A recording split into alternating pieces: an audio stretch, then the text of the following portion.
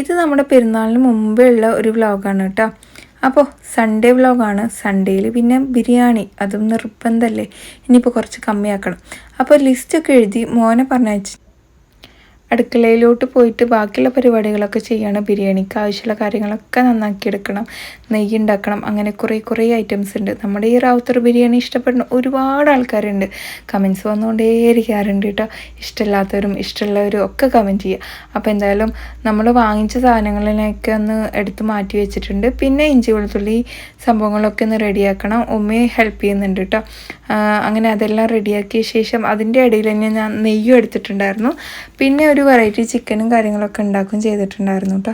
അപ്പോൾ ആദ്യം തന്നെ ഇതാ നന്നാക്കിയെടുത്ത് നമ്മുടെ ഇഞ്ചി വെളുത്തുള്ളി പീസൊക്കെ ഒന്ന് കഴുകി വൃത്തിയാക്കി അതിനൊക്കെ ഒന്ന് അരച്ചെടുക്കണം.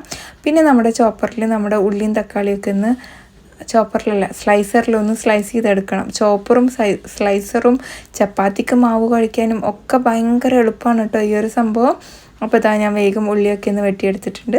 പിന്നെ ബിരിയാണി റെഡിയായി. അതിന് ശേഷം നമ്മുടെ ചിക്കൻ ഫ്രൈ റെഡിയായി. ചിക്കൻ ഫ്രൈൻ്റെയും ബിരിയാണീൻ്റെ ഒക്കെ റെസിപ്പി ഞാൻ ലോങ് വീഡിയോയിൽ ഇട്ടിട്ടുണ്ട്. ഷോർട്ട് വീഡിയോ ആയിട്ട് ചെയ്യാം കേട്ടോ. അപ്പോൾ കുളിയൊക്കെ കഴിഞ്ഞ് വന്ന് എല്ലാവരും കൂടി ഇരുന്ന് ഫുഡൊക്കെ കഴിച്ചു. അപ്പോൾ ഇന്നത്തെ വ്ളോഗ് ഇത്രയുള്ളൂ. ഇഷ്ടമാക്കിയാൽ ലൈക്ക് ചെയ്യുക. ബൈ.